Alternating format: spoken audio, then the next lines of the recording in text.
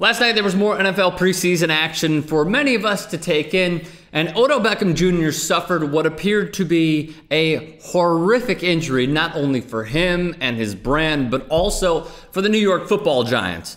Now, the later reports came out that it was a high ankle sprain. However, one of my favorite tweets, PFT commenter said, elbow, suspended for life from NFL for being a Christian. Beckham praised to Mecca instead of helping them convert third down, celebrated by all. Nonetheless, this started to trigger off many emotions for me, and it was the fake sanctity of the National Football League preseason and why some teams with the Hall of Fame game play 5, if not 4 games of meaningless, bullshit, money-grabbing football. Now, here's why I say this. Does the preseason mean anything? Well, sure. If you have a battle for a third-string quarterback or a third-string safety or lineman, sure, whatever. That's fine. However, there are many different ways to go about now perceiving the preseason that I'd like to get into a lot of people that are skeptical about many people like myself who say that the preseason is a farce. Firstly, wins and losses. Does it matter? Absolutely, positively, 1,000,000% no. And here's why. The Detroit Lions, remember when they went 0-16 with Rod Marinelli as their head coach? You know what they went in the preseason? 4-0. The antithesis, how about the Miami Dolphins in their perfect season, 1972, Don Shula and company? 3 losses for exhibition games. So the wins and losses don't mean shit.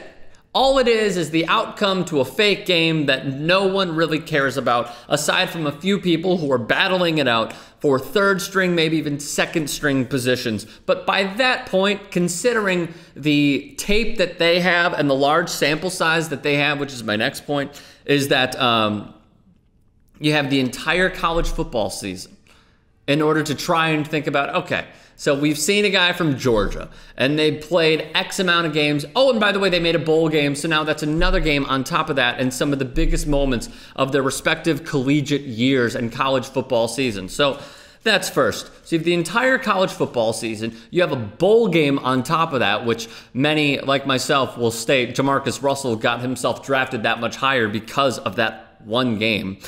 And then they also have coaches, scouts, what have you, front office personnel. They also have the Senior Bowl. So you get to see a ton of talent play against the best of the best at the Senior Bowl. So on top of that, what else do you have?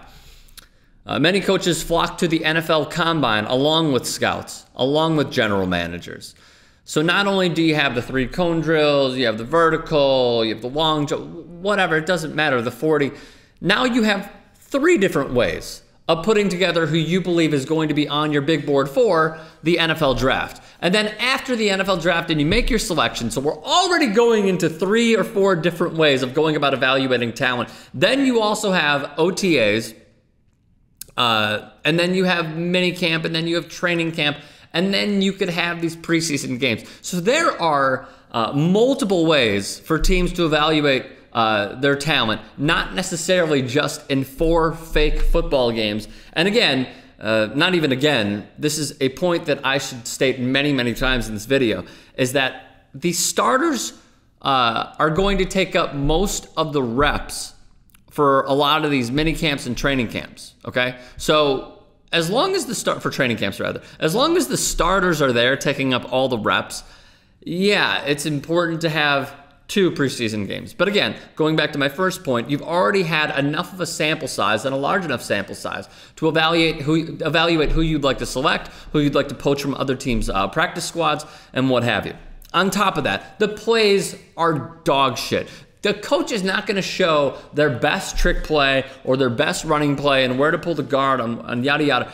None of it exists. These are basic formations with basic plays just so they could evaluate that much more who they have on their roster and who they would like to send to the practice squad or then, case in point, potentially be poached. The other thing, terrible injuries. I started this clip with Odell Beckham Jr. The list goes on and on and on of Michael Vick, Osi Umenyiora, Jordy Nelson, Benjamin Watson, Tony Romo, Desmond Bishop, along with many, many others who not only miss weeks, but also they miss seasons with these injuries. Some of them torn ACLs, some of torn Achilles, yet it is all for the farce that is the NFL preseason, which goes down to, and the last point, and is the most important point, saving the best for last, is money.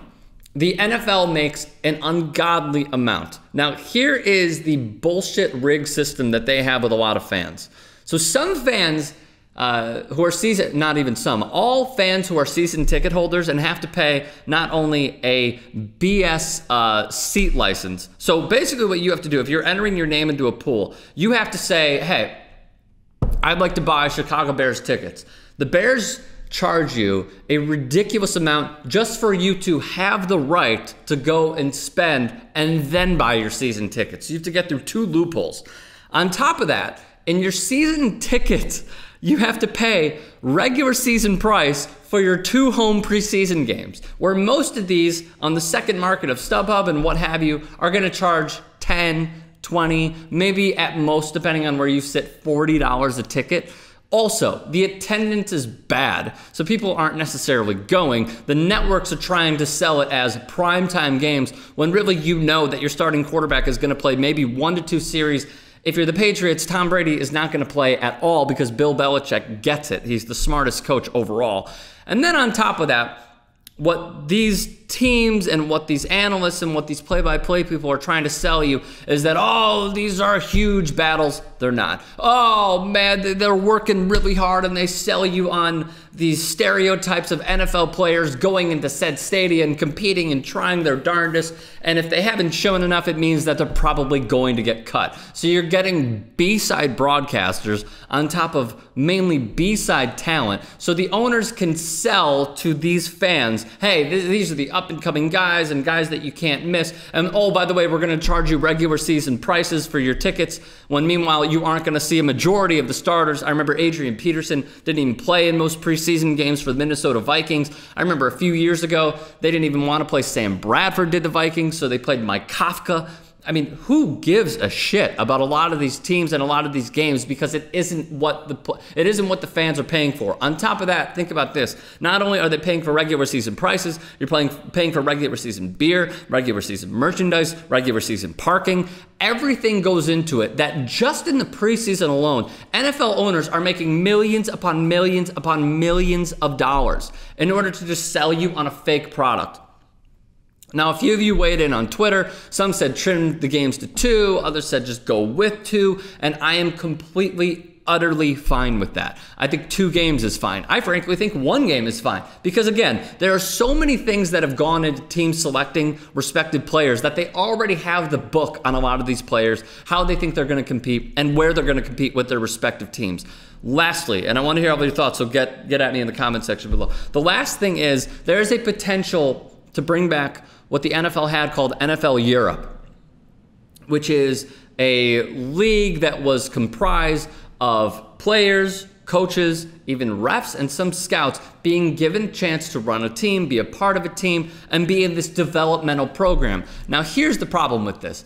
It would allocate resources that the NFL has, and mainly the owners, to go into the CBA. On top of that, they would have to put a ton of money into it and lose money with the 2 other preseason games. And that is why, once again, to wrap up this clip, why it will not happen. Because the owners want to suck you dry of your money as an NFL fan. They want to inherit the risk for the players that they don't give a shit about, just so they could say that they're putting out a product when we all know about CTE. And at the end of the day, all it is about is money. And that's what the preseason is. It is a way for everyone to bring together the farce that is the NFL and just try and get as much money in their pockets and less out of the players, who, by the way, don't get paid game paychecks until the regular season starts. Nonetheless, unless they're under contract, of course. Nonetheless, get at me in the comments section below. Let me know all your thoughts. Get at me on Twitter, @Strom, and subscribe to TYT Sports.